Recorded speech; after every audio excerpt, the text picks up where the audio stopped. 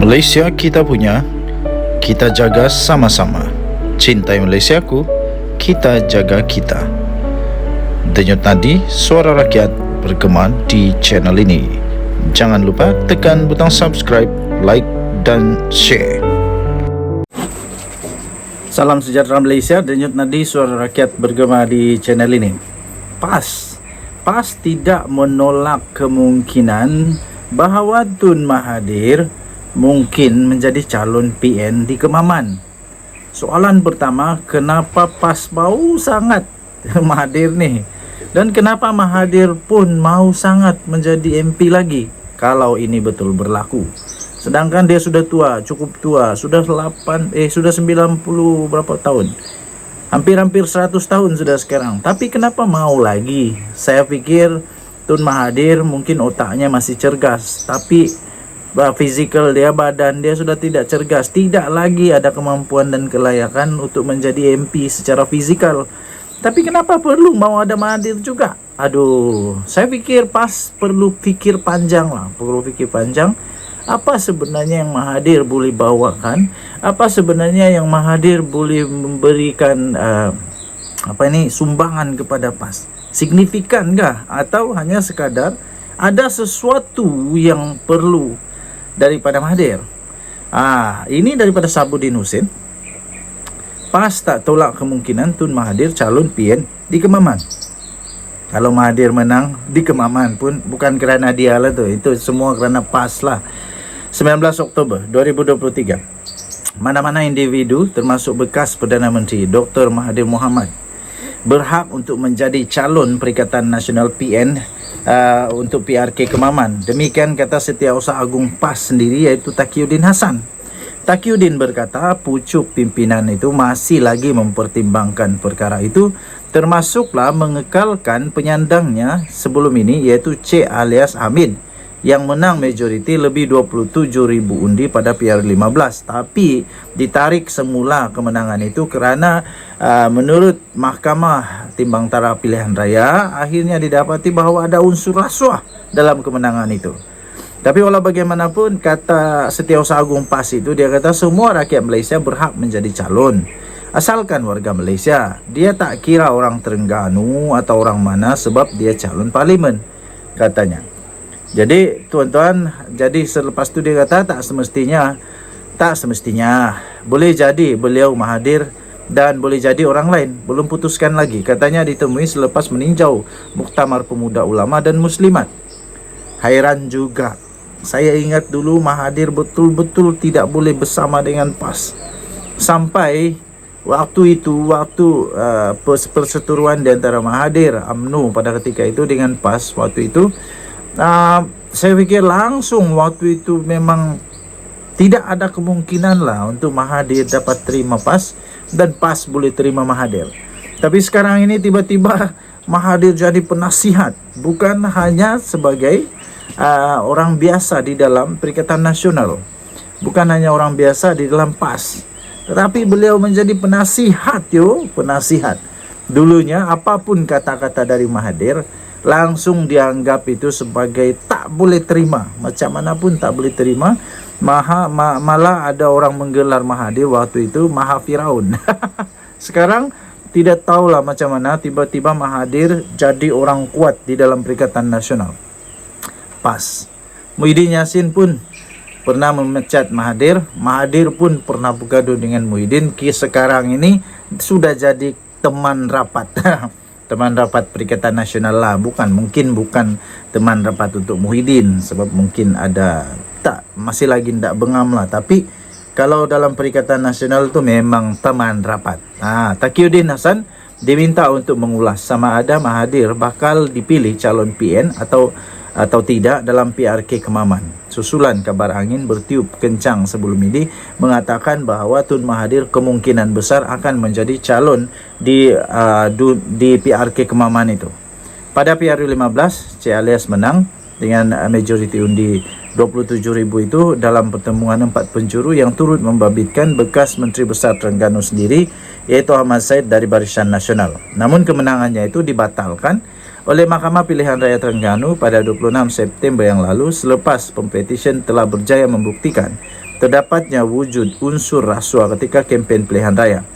Walaupun begitu, PAS tidak merayu keputusan itu. Maksudnya mereka reda kah atau mereka pun setujui kah? Maksudnya mereka setuju kah bahawa dalam kekalahan itu atau dalam kemenangan itu adanya unsur rasuah, sehingga mereka tak pun buat rayuan ataupun ada sebab yang lain. Saya fikir mungkin mereka kata sebabnya sama dengan apa yang terjadi di Kuala Terengganu, di mana kemenangan itu kekalahan di mahkamah itu mereka tidak mau untuk merayu supaya tidak panjang lagi proses dia. Kesian kepada rakyat di sana, kata mereka. Suruhanjaya Pilihan Raya menetapkan PRK Kemaman pada 2 Disember ini dengan 18 November ditetapkan sebagai penamaan calon.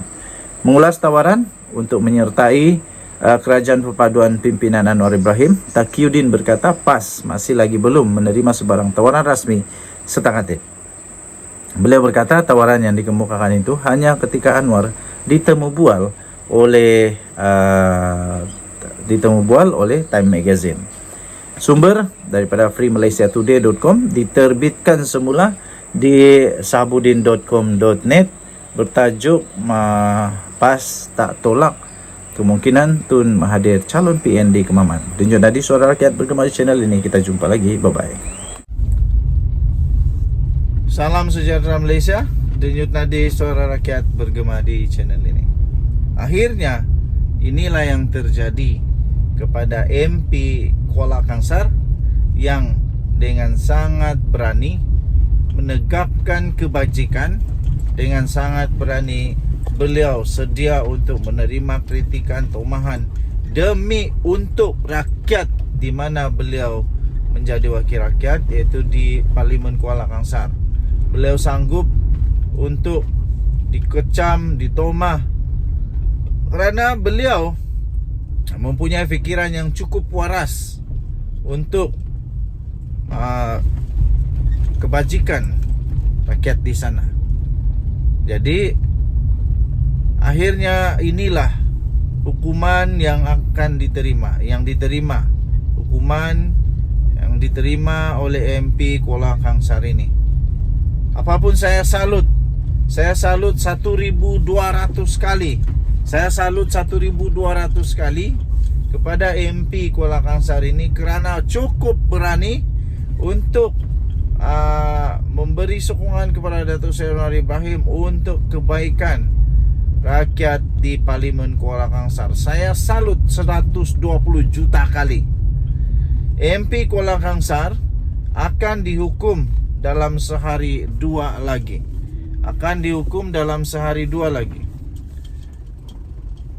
Okey, tuan-tuan dan puan-puan yang dihormati sekalian, Perikatan Nasional akan membuat keputusan dalam beberapa hari lagi akan datang ini mengenai tindakan terhadap ahli Parlimen Kuala Kangsar, iaitu Iskandar Zulkarnain Abdul Khalid.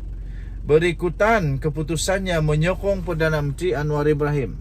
Setiausaha Agung Perikatan Nasional Hamzah Zainuddin berkata pihaknya akan mengadakan mesyuarat bagi membincangkan perkara itu dan seterusnya akan memutuskan tindakan lanjut terhadap Iskandar Zulkarnain. Kalau berani, cubalah pecat dia. Berani tak untuk pecat dia? Sebab kalau kena pecat, ada harapan PRK baru. Dalam sehari dua ini, kita akan adakan mesyuarat katanya. Selepas itu kita akan buat keputusan, tambah Hamzah Zainuddin, kepada pemberita ketika beliau ditemui di lobi Parlimen pada hari ini.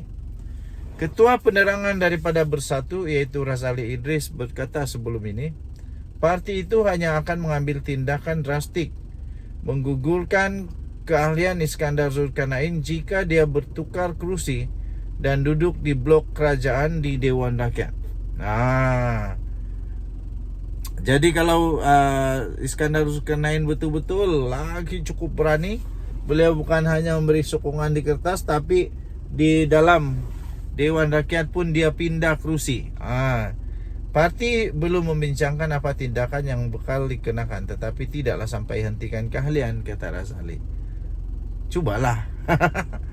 Pada 12 Oktober lalu, ahli Parlimen Kuala Kangsar itu telah menyuarakan sokongan terhadap Perdana Menteri memetik kos sara hidup yang semakin meningkat di kawasannya. Dia berkata keputusannya juga bertujuan untuk menguji sama ada Perdana Menteri itu ikhlas memberikan peruntukan kepada mana-mana ahli parlimen yang menyokong dasar kerajaan perpaduan.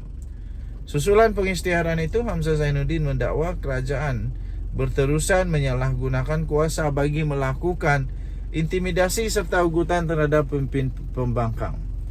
Hamzah Zainuddin juga turut mendakwa SPRM telah mengugut Iskandar Zulkarnain supaya menyokong Anwar Ibrahim atau menghadapi pertuduhan di mahkamah. Ketua Pesuruhjaya SPRM Azam Baki walau bagaimanapun menafikan dakwaan itu.